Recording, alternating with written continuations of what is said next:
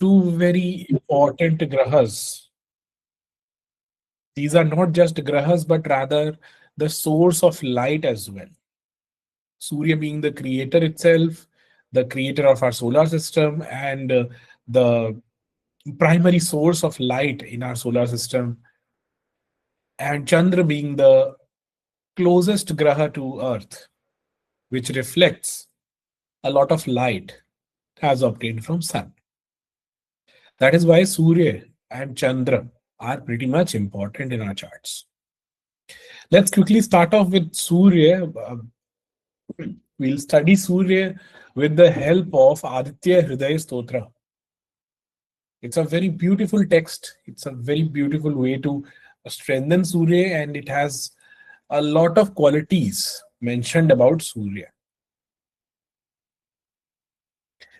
So, when we talk about Surya, we'll be starting off with how Rishi Agastya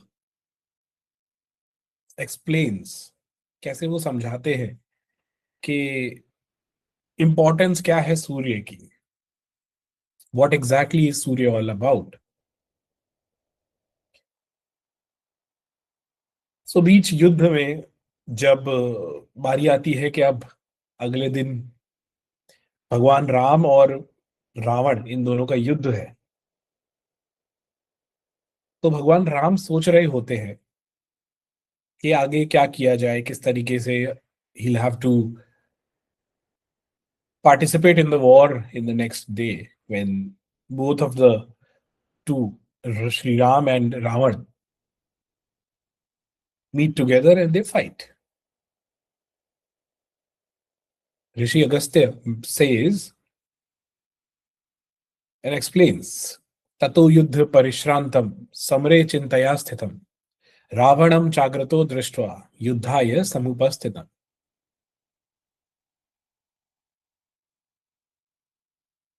सब लोग सोच में पड़े हैं कल क्या होगा, कैसे होगा.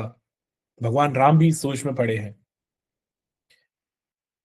When we talk about Sri Ram, Bhagwan Ram, what we are talking about is not just the avatar himself, but rather the Jivatman. Us as human beings. When we walk towards the path of righteousness, जब हम हमारे धर्म, हमारे कर्तव्यों की पालना करने के लिए लाइफ में आगे बढ़ते हैं, तो हमें कुछ ऑब्स्टेकल्स को फेस करना पड़ता है. We face certain amount of obstacles in our lives. What are these obstacles? These are not just external ones. It is rather the internal enemies as well, which includes the ego, arrogance, attachment, and any form of tamas, the agyanta, the lack of knowledge which we have. This is what the element or the tattva of Ravana represents here.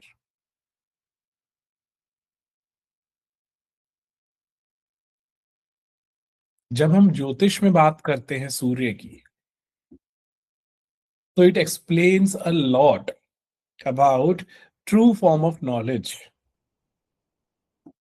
how to destroy illusion, how to clear off your ripus, the rin, and how to overcome tamas.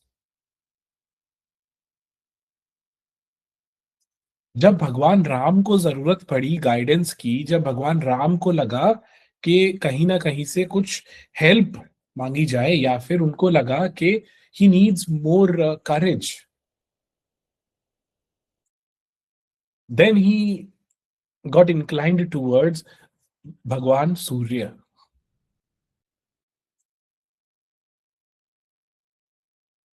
And that is what we all should do as well. This explains a lot about what Surya is. जब हम बहुत मुसीबत में पड़ते हैं, जब हमें कोई क्लैरिटी नहीं मिलती है लाइफ के अंदर, हम थक जाते हैं थोड़ा बहुत, हमको ऐसा लगता है कि what exactly should we do in life ahead. So we always should turn to the source of our light, source of life on earth, which is the graha, none other than Surya. Surya represents the buddhi part, the intellect, the overall your knowledge or the clarity. Surya represents the will power, हमारे कितनी will power होगी life में, हम किस तरीके से आगे बढ़ पाएंगे, क्या हम किसी टास्क को अकम्प्लिश कर पाएंगे, वो जो तेज होता है वो भी सूर्य ही रिप्रेजेंट करते हैं। और जो ओजस है, the vitality, the ability to procreate, the ability to destroy the tamas is also Surya. When we talk about Surya, there are three specific weapons which were developed with the help of Surya's Urja, Surya's energy, which is Sudarshan Chakra, Trishul, and Pushpak Viman.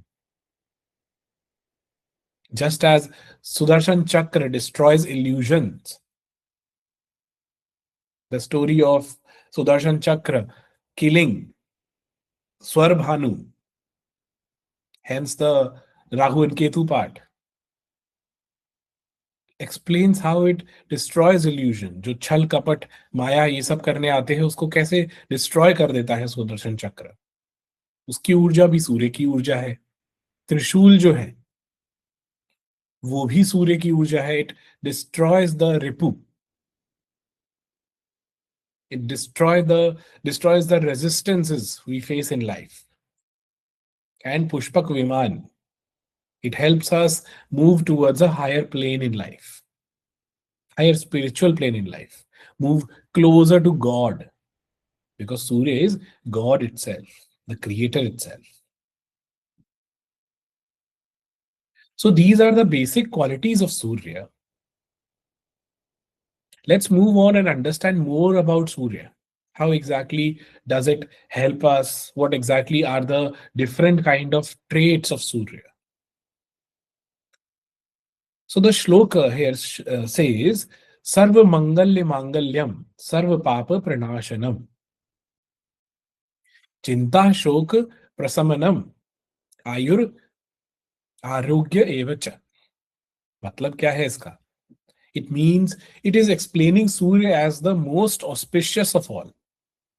It is the most auspicious among everything which is present. What is most auspicious? It is the creator. वो सबसे ज्यादा मंगल है. Surya destroys the sins of a native. It destroys the sorrow. दुख को खत्म करना, चिंता को खत्म करना, किसी प्रकार के शोक को खत्म कर देना, ये सब कुछ सूर्य के ट्रेट्स हैं कुंडली में. It removes the anxiety part because it brings you the clarity in life.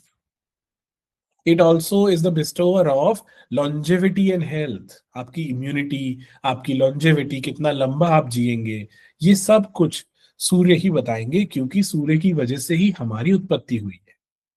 और life on earth is being sustained by Surya itself.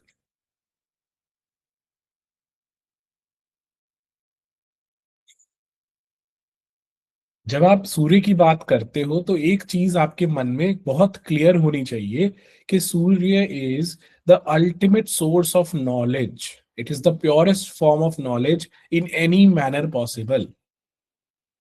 ग्रहों को जब हम समझ रहे हैं तो हम सूर्य की ये ट्रेट को समझ लेंगे तो हमें बहुत चीजें आसान हो जाएंगी समझनी. ये वो नॉलेज है, ये वो कॉस्मिक नॉलेज है जो इंटेलिजेंस है, which helps us gain a lot of things in life, which includes clarity, it includes our actions and purifying our sins and what not. ये सब कुछ कहाँ से possible हो पाता है? It is because Surya is the knowledge. जितना बेहतर, जितना अच्छा सूर्य होगा, उतनी ही ज्यादा आपको चीजों के बारे में नॉलेज होती जाएगी और उतनी ही क्लैरिटी से आप उस नॉलेज को अपनी लाइफ में यूज कर पाओगे, यूटिलाइज कर पाओगे. You have to have a very good Surya for attaining good amount of knowledge in life.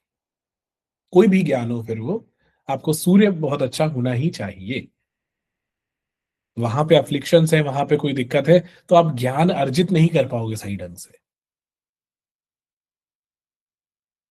This is the power of Surya in कुंडली.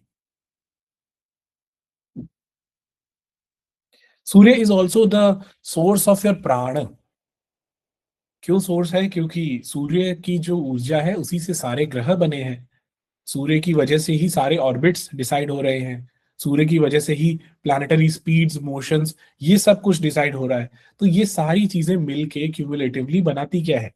It helps us sustain life on earth. That is why Surya is the source of prana. It is also the metabolic fire, the Jataragni or digestive fire is what we call it. ये भी सूर्य है, which helps us regulate the metabolic activity in our lives, in our body.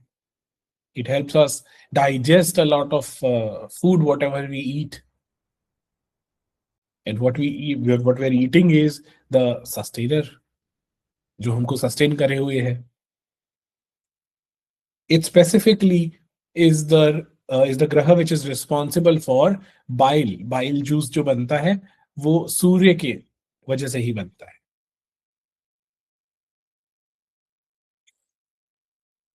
End of course because health से related है, तो obviously आपके जो immune system है उसको भी सूर्य ग्रह रेगुलेट करता है कुंडली में.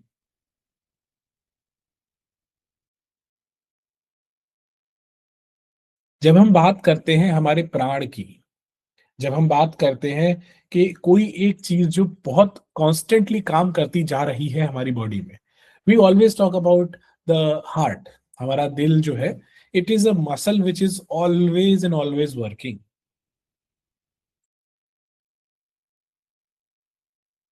And that is the trait of Surya. Surya is always working, day or night, it is always present and working.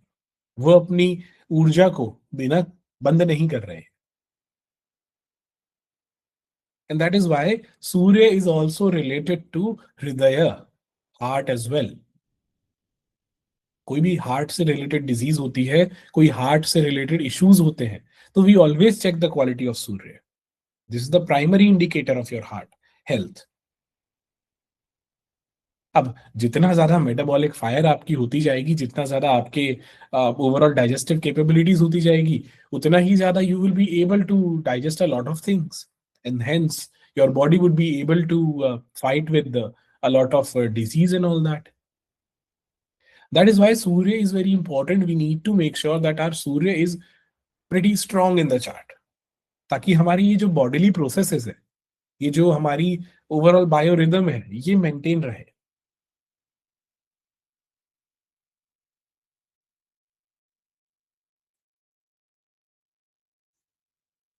In the next shlok, Rishi says about Surya that Eshu Brahmascha Vishnushcha Shivah Skandah Prajapatihi Mahendro Dhanadah Kalo Yamah Somo Hyapam Patihi. यहाँ पे और कुछ नहीं, भगवान सूर्य को बताया गया है कि सन इज द ब्रह्मा, विष्णु, शिव, स्कंद, प्रजापति, इंद्र, कुबेर, काल, यम, सोम एंड वरुण. इतने सारे भगवान जो है, इतने सारे जो देवता हैं, उनकी ट्रेट्स सब कुछ सूर्य में पाई जाती है. यहां से हम सीखते कैसे क्या है. When we start the day, what happens is, जब दिन की शुरुआत होती है तो वो कैसे होती है? सूर्योदय से होती है. Everybody goes to work, the processes in the earth start back, photosynthesis starts, the overall flow of things starts and all that. Even the winds and all that, they flow accordingly as per the weather which is decided by Surya. तो सूर्य ने दिन को start कर दिया है. जो start करता है, जो क्रिएट करता है, वो क्या है? वो है द ब्रह्म एलिमेंट और भगवान ब्रह्म. अब पूरा दिन जब गुजरता है तो सूर्य की जो किरण है, सूर्य की जो लाइट है, the sunlight sustains life on earth. That is what the Vishnu part is all about. And when the day ends, when everything gets over, everybody is called back to home, the animals and all that, they go back to their places, and there's not much of an activity happening for the sustenance part during after the sunset. This is the Shiva part, the destruction or the ending part.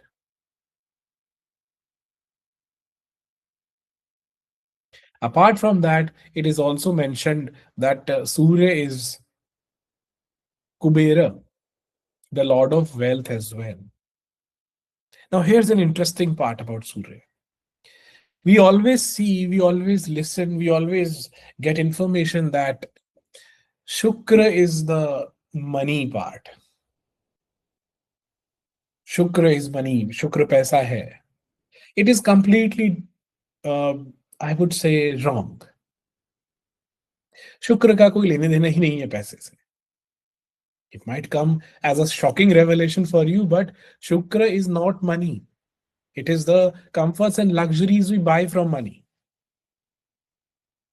It is the comforts and luxuries we have. It is the desires we have, but not the money part itself.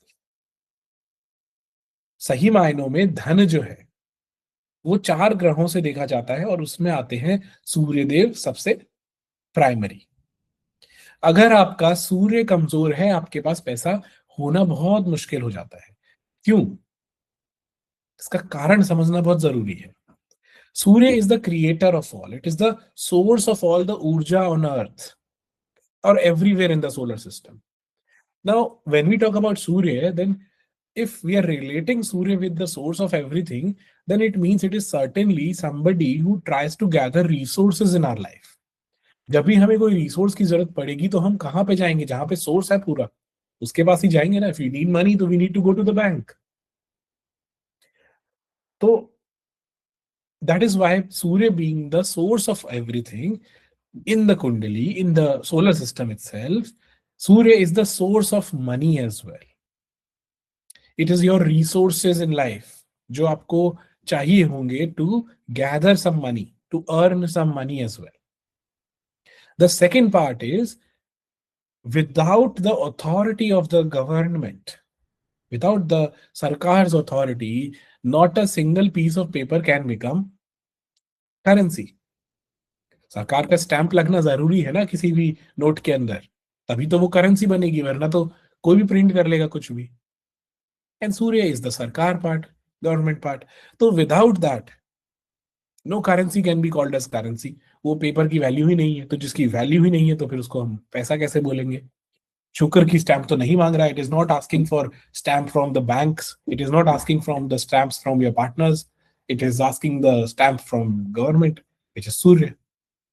That is why always remember, if you have monetary issues in life, किसी भी प्रकार के monetary issues होंगे, you need to first of all make sure that your Surya is good in your lagna, in your divisional charts and whatnot.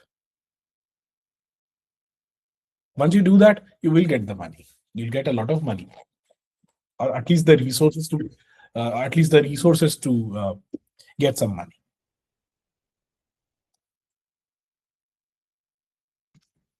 So Surya is money.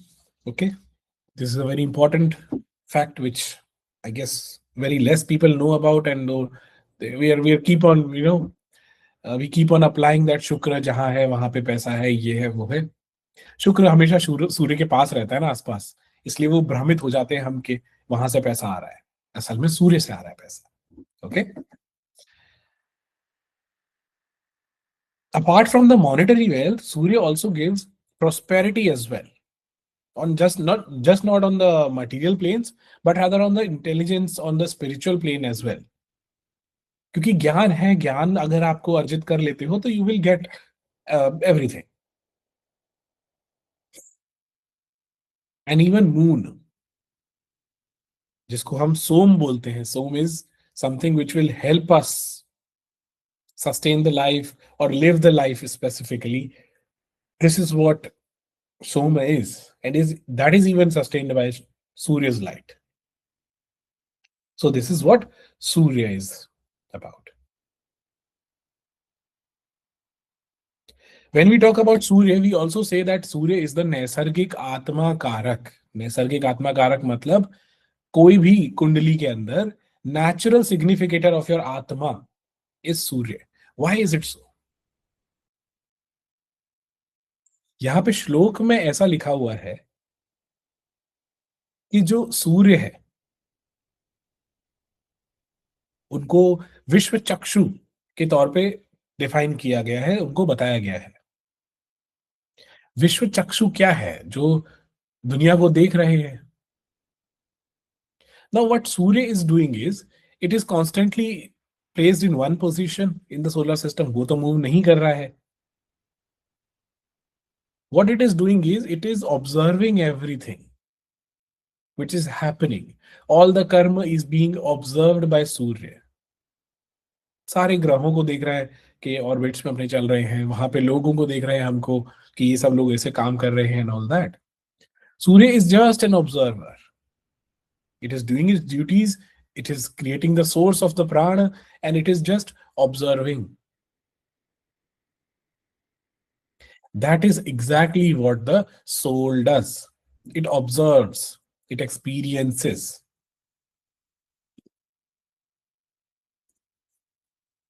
Right?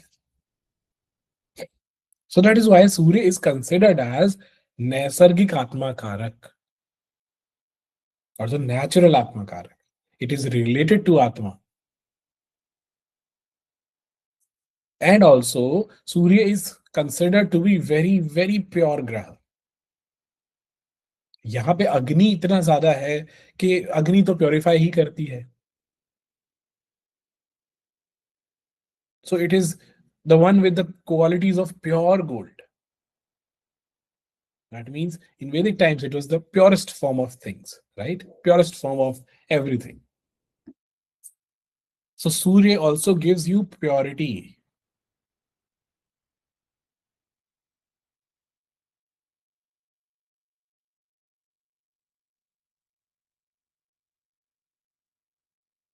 And hence he is the one which helps us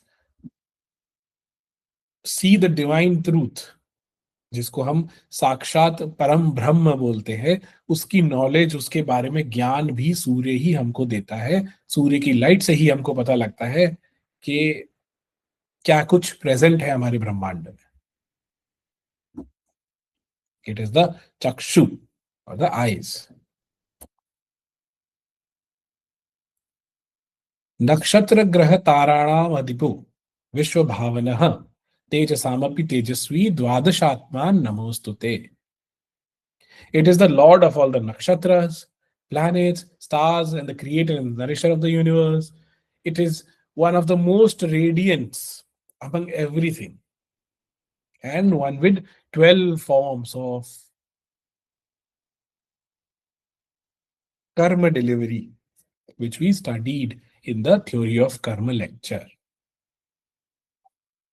The Dwadashatman is nothing but the 12 zodiacs and the energy of Surya in these 12 different zodiacs, or what we call as the Aditya. Without Surya, the nakshatra, grahas, and all that constellations, how would they deliver the karma? They won't be able to deliver the karma because the Adityas are the one which are, uh, deciding on what exactly is going to be delivered in this lifetime, your prarabdha. So these are the bank account managers of your sanchit.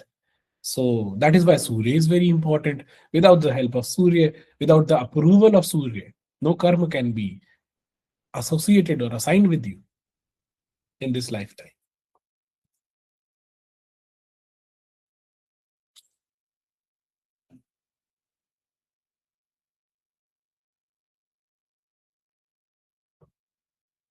Same is the case when we chant the Gayatri mantra, Om Bhur Bhuva Swaha Tat Savitur Varenyam. What is Savitra?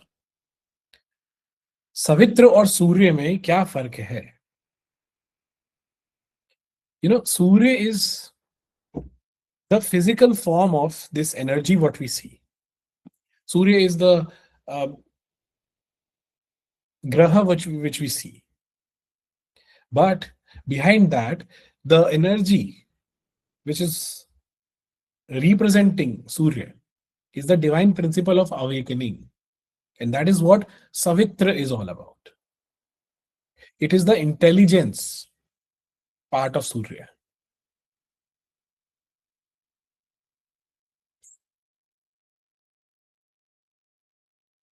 जब भी हम सवित्र शब्द का use करते हैं, जब हम कहते हैं नमः सवित्रे, तो हम सिर्फ एक सूर्य को नहीं प्रणाम कर रहे हैं, हम उसको प्रणाम कर रहे हैं जो कि सारा कुछ जगत के अंदर, संसार के अंदर, सृष्टि के अंदर जागृति को पैदा कर रहा है, इल्यूमिनेशन लेके आ रहा है.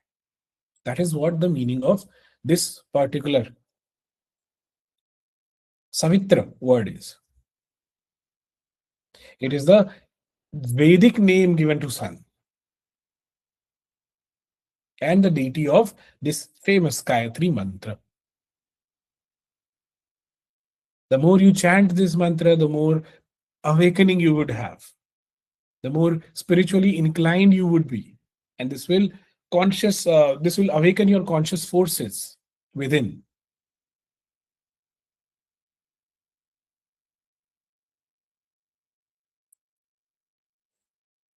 One more special aspect of Surya is it is a graha which holds 7 different types of lights, right?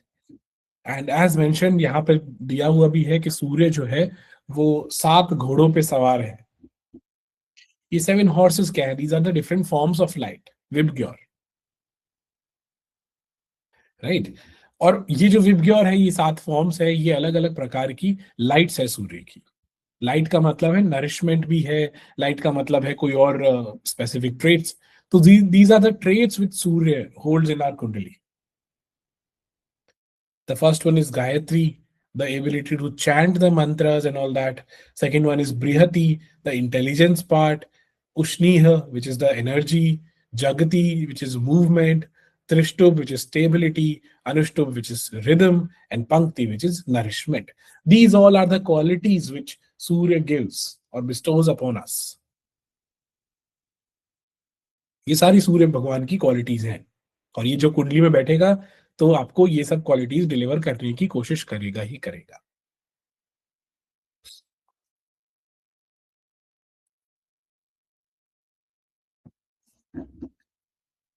This is again a very important one because it tells us that जो संसार का जो चक्र है ना पूरा, ये भी सूर्य से ही शुरू हो रहा है, सूर्य पे ही खत्म होगा.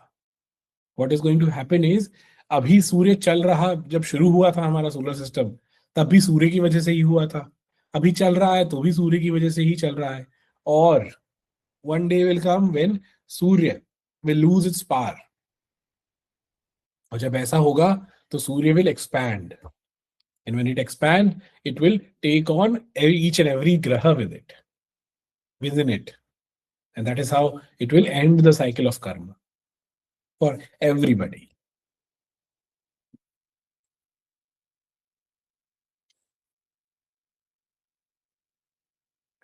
ये सारी कुछ ऐसी ट्रेट्स हैं जो आप बेसिक याद रखोगे ना, तो सूर्य को एनालाइज करने में बहुत आपकी हेल्प होगी.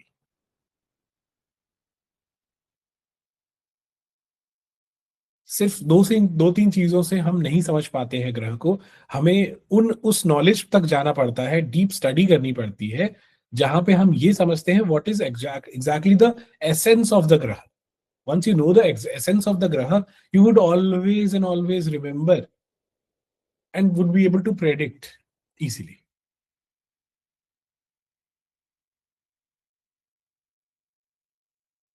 Now here comes the part where सूर्य की जो इंपॉर्टेंस है कुंडली के अंदर, एक स्ट्रॉन्ग सूर्य होना बहुत जरूरी हो जाता है.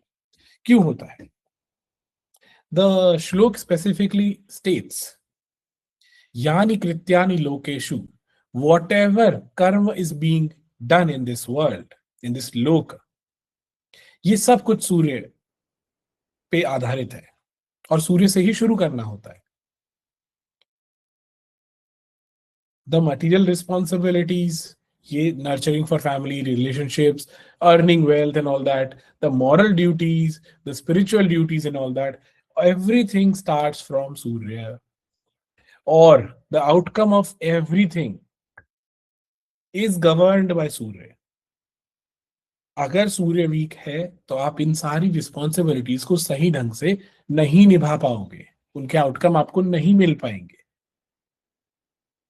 मतलब आपकी कुंडली के अंदर कितने भी ग्रह कितने भी स्ट्रांग हो जाएं, कितने भी ज्यादा you get Rajyog and all that, फलित ही नहीं होगा। क्यों नहीं होगा? Because Surya is not strong, the source of light is not strong. How could the reflections be?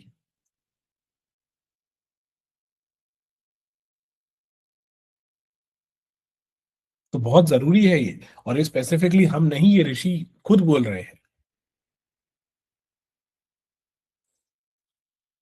So this is the Surya part.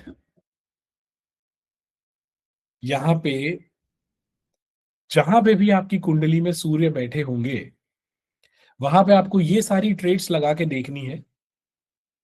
This is your homework, you have to do it yourselves and analyse कि कौन से भाव में किस प्रकार के results सूर्य दे सकते हैं।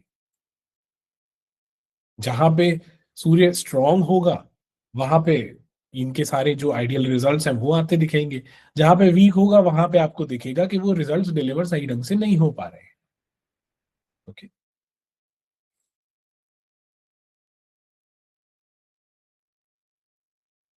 सो now let's move on to Chandra, another very important graha. You see, Chandra and Surya are systematically different in one very specific manner. When we talk about Surya, we talk about Bhagwan Ram. We talk about the relation of Bhagwan Ram's avatar with Surya.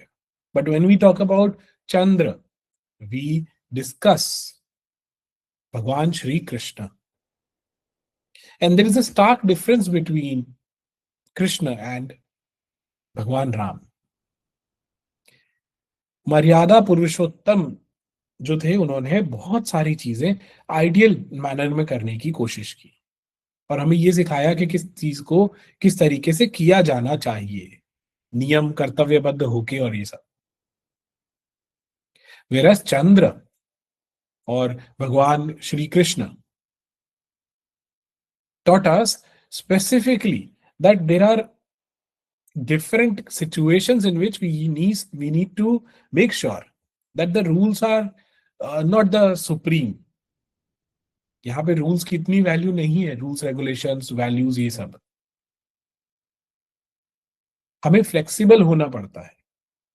This is what Krishna told us.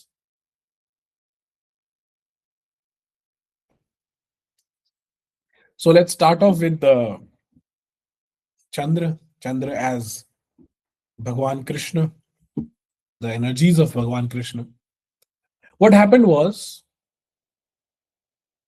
बहुत ज्यादा प्रलय जैसा माहौल हो गया था। क्यों? क्योंकि राजा जो थे वो अपनी ग्रीड, अपने करप्शन की वजह से सब लोगों को परेशान कर रहे थे। धर्म की हानि होनी शुरू हो गई थी। तो भूमि देवी जाती है भगवान ब्रह्मदेव के पास, बोलती है सहायता कीजिए प्रभु।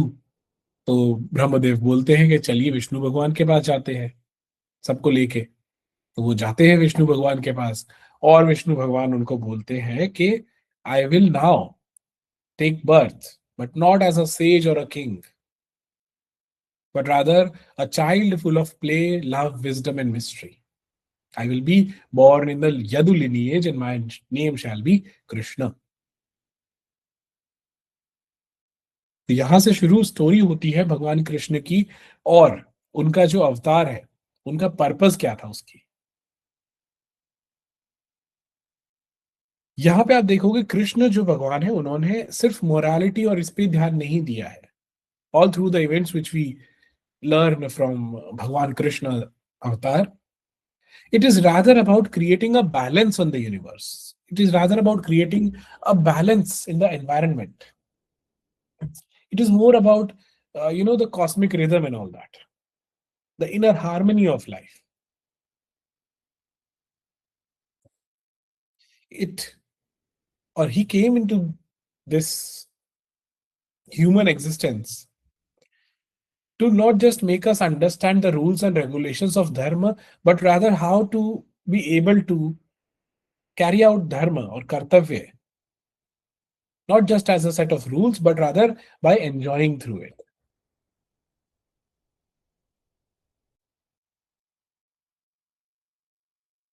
Krishna showed us that you can live in the world yet not be attached to it. You could engage fully, but rather be inward, very free, and out of the desires and all that. And you experience each and every emotion to the fullest and do not suppress anything. Krishna ने आप हमेशा आप सुनेंगे कि spirituality जो है ये सब चीजें मैक्सिमम लोग बोलते हैं कि छोड़ दो, ये त्याग दो, वो त्याग दो, लेकिन कृष्ण ये कभी नहीं बोलते हैं कि इसको त्याग दो। कृष्ण हमेशा उस पर्टिकुलर इमोशन को एम्ब्रेस करने का, उसको एंजॉय करने का ज्यादा बोलते हैं। This is the beauty of Chandra. The way Chandra explains things, the way Chandra wants things, it is through versatile and flexible approach. It has to give you the essence of everything. You have to live through the essence of everything to understand what exactly Chandra is all about. It is not just about what the set of rules say, that you have to do this kartavya, this dharma, and all that, but rather it is more about living the kartavya, living the dharma, living through the moment. That is why it is drastically different when it comes to analysis between Chandra or comparison between Chandra and Surya. Both are luminaries, both are giving you a lot of light, but this is the stark difference. कुछ लीलाएं हैं जिनसे हम समझेंगे कि चंद्र को क्या चीजें पसंद है और कैसे वो परफॉर्म करता है हमारी कुंडली के अंदर। ओके, सबसे पहले तो पूतना वध की जो स्टोरी है भगवान कृष्ण की। देखो, भगवान थे तो वो चाहते तो पूतना को अपने पास भी नहीं आने देते। दूध का सेवन करना तो बहुत दूर की बात है, लेकिन उन्होंने कहा नहीं, इन्हें आने दो। जहर लेके भी आ रही है ना, तो आने दो। I will take her offerings.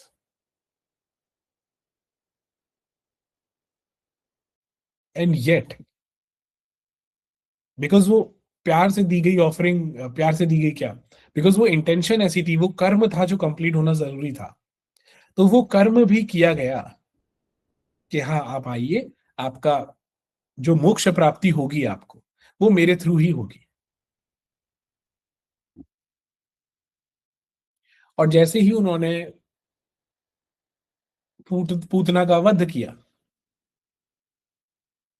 तो she got liberated. This shows that Chandra, it accepts love even impure. जहरीली चीज भी होगी तो भी उसको एक्सेप्ट कर लेगा। It is a very accepting sort of a ग्रह। और वो कोशिश हमेशा ये करता है कि चीजों को प्योरीफाई करके दिया जाए, क्योंकि इसमें भावना जो है चंद्र में, वो है मातृत्व की भावना। तो चंद्र डोमिनेटेड लोगों को आप अगर बुरा भला भी बोलोगे ना, तो भी वो यही कोशिश करेंगे कि वो आपको कैसे काम डाउन कर दे, वो आपको कैसे प्योरीफाई कर दे।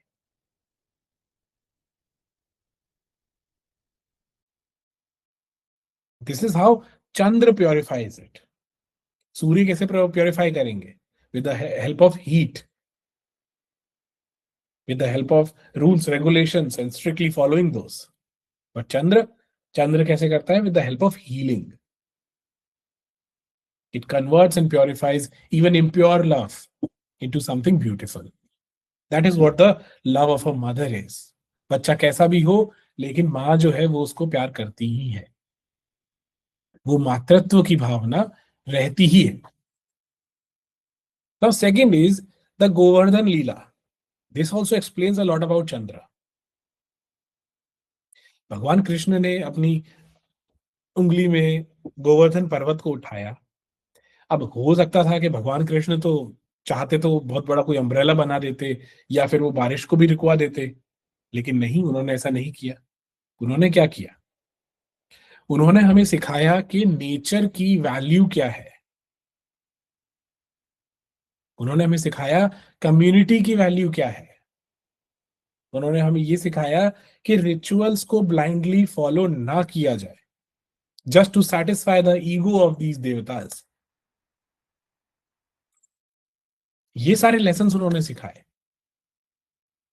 And that is why Chandra is a graha which always favours equality first of all. अब गांव में जिनको बचाया भगवान कृष्ण ने, उन्होंने तो ना तो कोई कास्ट देखी, ना क्रीड देखा, ना कुछ देखा, ना कलर देखा, ना उनका कोई आर्थिक स्टेटस स्टेटस देखा. सबको बचाया. That is what Chandra does. Chandra की ट्रेट ही ये है कि वो किसी से बैर भावना नहीं रखता. आप देखोगे 12 की 12 राशियों में चंद्र की शत्रु राशि कोई भी नहीं है, या शत्रु ग्रह कोई भी नहीं है. वो नीच का भी हो रहा है तो अपने ही मित्र के घर पे हो रहा है. और Chandra does not hate on anybody, any sort of graha. Chandra is friends with always all the ग्रहस. अब वो बात अलग है, वो ग्रह किस चंद्र को पसंद करे ना करे. Also Chandra represents the energies of the nature as well. ये जो हमारा नेचर है, इसकी ऊर्जा भी चंद्र से ही रिलेटेड है. Connect with the nature. How much you are connected with nature. You see, the nature or the earth element is majorly regulated by Mercury, Buddha. And Buddha is the child of Chandra. So जो source है उस nature से connect का, वो चंद्र से ही होके आ रहा है.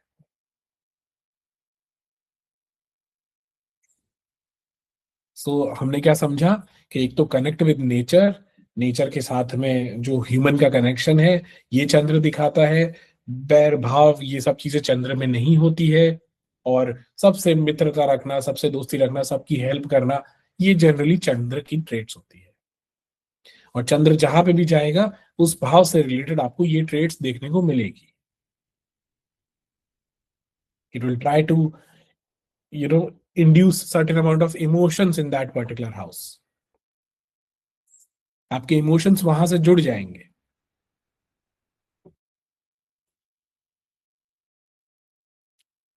One more thing is, during the Mahabharat war, Mahabharat युद्ध के समय पे बहुत बार ऐसा हुआ है कि कृष्ण भगवान ने ट्रेडिशनल सेंस ऑफ मोरालिटी को, हायर गोल के को देखते हुए इग्नोर कर दिया हो या ब्रेक कर दिया हो. So this is what explains a lot about Chandra as well. Chandra एक बहुत वर्सेटाइल ग्रह है. ये चेंज होता रहता है, रोज उसका फॉर्म चेंज होता रहता है. तो वो आज में जीने वाला ग्रह ज्यादा है. आज क्या चल रहा है ये ज्यादा महत्वपूर्ण है. आज कौन से निर्णय लेना जरूरी है, ये ज्यादा महत्वपूर्ण है चंद्र के लिए.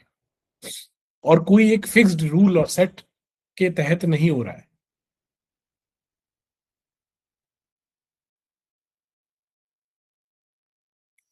हमें आज की क्या जरूरत है, इस पे फोकस करना, ये हमें चंद्र सिखाता है. It changes it teaches us the versatility part, is what we mean.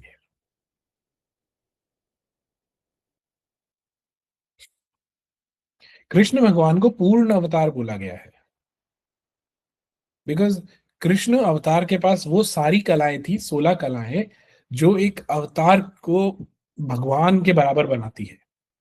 कि भगवान के अंदर वही पर्टिकुलर 16 कलाएं होती है. And same is the case with moon as well. Moon also goes through 16 total phases.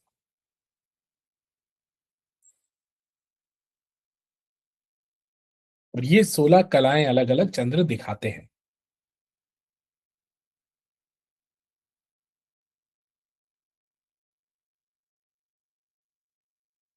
कुछ और बेसिक ट्रेट्स हम समझेंगे चंद्र की, जिससे हमें चंद्रमा और समझ में आएंगे.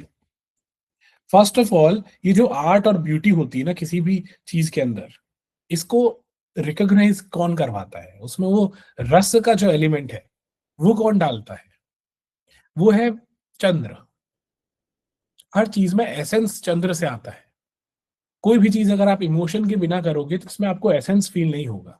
आप उस कर्म को कर लोगे लेकिन उसमें मजा नहीं आएगा कुछ भी. क्यों? क्योंकि वहां पे आपके इमोशंस उससे जुड़े हुए नहीं है. आपने उसका जो रस है, वो एसेंस है, वो जोड़ा ही नहीं उसमें. तो काम को करने के तो दो तरीके हैं, या तो किसी कर्म को आप नॉर्मली कर लो बिना किसी इमोशन के, या फिर उसको हंसते खेलते कूदते उसको पूरा फील करते हुए करो.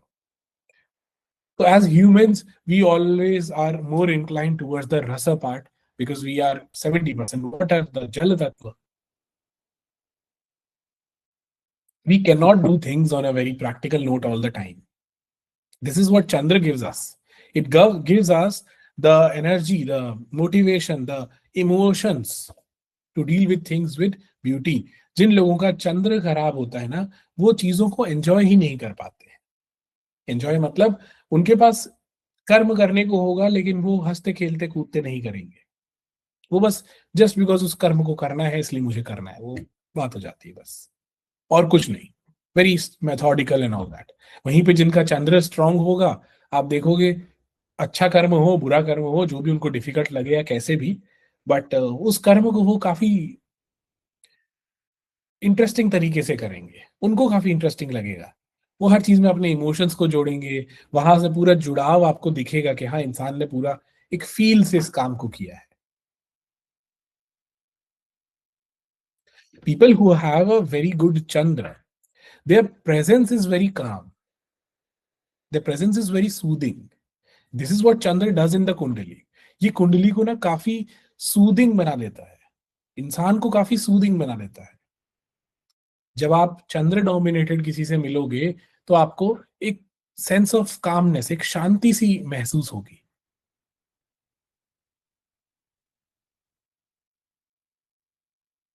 And same goes with the placement of Chandra as well. जिस भी भाव में चंद्र बैठते हैं उस पर्टिकुलर भाव को, उस पर्टिकुलर भाव से कोशिश यही रहती है कि उसको शांति प्रदान की जाए. This is a remedy as well. अगर मान लो चंद्र खराब हो रहा है, मन खराब हो रहा है आपका, तो जिस भाव में चंद्र बैठा है उस रिलेटेड, उस पर्टिकुलर सिग्निफिकेशन से रिलेटेड आप थोड़ा शांति लाएं. उसमें ज्यादा कांस्टेंट अपहीवल्स ना देखें आप, और उस जगह को थोड़ा बैलेंस करने की जरूरत करें, उस जगह को बैलेंस करने की कोशिश करें.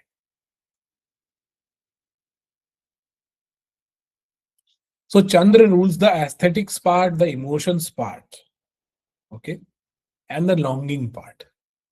जो हम फील करते हैं ना किसी के लिए कि हमको ये चाहिए, ये होता तो बहुत अच्छा होता है एंड ऑल दैट, ये भी चंद्र की ऊर्जा है. और चंद्र की वर्सेटैलिटी की बात यही है कि it helps us create bonds with people. आप मास से, लोगों से, जनता से, किसी से भी इमोशनली कनेक्ट तभी कर पाओगे जब आपका चंद्र स्ट्रांग है. आप दोस्त बना पाओगे, आप रिलेशनशिप्स में एंटर कर पाओगे जब आपका चंद्र स्ट्रांग है. तभी आपको वो वर्सेटैलिटी मिलती है, तभी आपको वो एक इमोशंस, एक रस मिलता है लाइफ में. That is why Chandra is the graha primarily responsible for relationships as well. We learned a new thing now, that it is not just Shukra, it is actually Chandra which starts the relationships. If you have a bad Chandra, forget about relationships. You won't be able to make it, or you won't be able to sustain a stable, committed relationship. It can be your friendships, it can be your romantic relationships, and whatnot. Venus comes second to it. Both are the grahas which are dominated by Jal Tattva. But rather, Chandra is the graha which helps us create bonds in life. ठीक है. तो कभी भी जब आप relationships को देख रहे हो कुंडली के अंदर, सबसे पहले चंद्र को देखो, वो आपको बताएगा quality of your relationships. Now, because Chandra is generally reflecting all the light or most of the light from Surya itself, so it is rather a reflection of you. Okay, it is rather a graha which shows reflections part. कि आप कुछ भी चीज को आप चंद्र को feed कर रहे हो ना, आपको वो मिरर वापस से आएगा. कोई भी चीज अगर आप फीड करते हो अपने इमोशंस को, तो वो ही बाहर रिफ्लेक्ट होके आते हैं.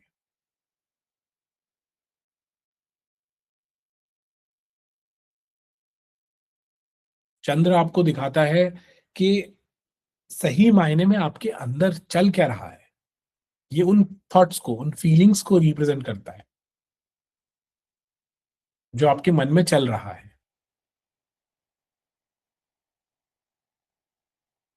और मन में क्या चलेगा, जो आप बाहर से ग्रास्प करोगे, दुनिया से जो आपको आएगा वो आपका चंद्र रिफ्लेक्ट करेगा आपके इमोशंस के थ्रू, क्योंकि इट इज द ग्रह विच reflects upon a lot of things. इसकी खुद की लाइट थोड़ी ना है। इसलिए बाहर का जो इन्फ्लुएंस जब लोग बहुत ज्यादा हो जाते हैं, तो वो अपने चंद्र को कमजोर कर रहे होते हैं। क्यों? क्योंकि उसको इतनी सारी इंफॉर्मेशन मिल गई है, फीड कर दी है, कि वो मिरर कर रहा है बहुत सारी ऊर्जाओं को।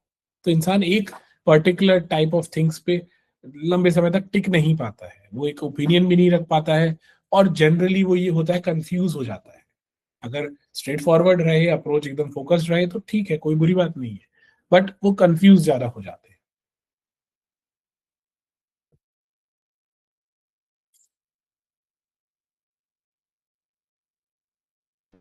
And that is mostly all about Chandra. जहां पे भी बैठेगा, इमोशंस को ऐड करेगा, रस को ऐड करेगा, आपके लाइफ के अंदर जो वल्नरेबिलिटी पार्ट है, आपकी जो चेंजेस है, उनको ऐड करेगा, और आपके इमोशंस को वहां पे फोकस्ड रखेगा।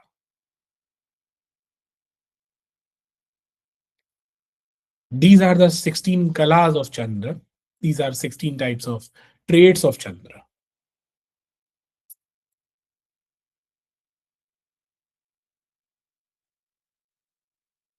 Without Surya and Chandra being strong in the chart, बहुत बहुत मुश्किल हो जाता है कोई भी राजयोग को फलित करना, या कोई भी योग को फलित होना। क्योंकि वो इंसान जो है, वो कर्तव्यों को ना तो निभा रहा है सूर्य, और ना ही उनको एंजॉय कर पा रहा है चंद्र। उसमें उस तेज की कमी हो जाती है, वो एनर्जी जो है उसकी लाइफ के अंदर, वो ही कम हो जाती है। तो फिर हम कैसे कुछ कर्म को एक्सपेक्ट करेंगे, या आउटपुट्स को एक्सपेक्ट करेंगे? That is what Surya and Chandra are all about. And with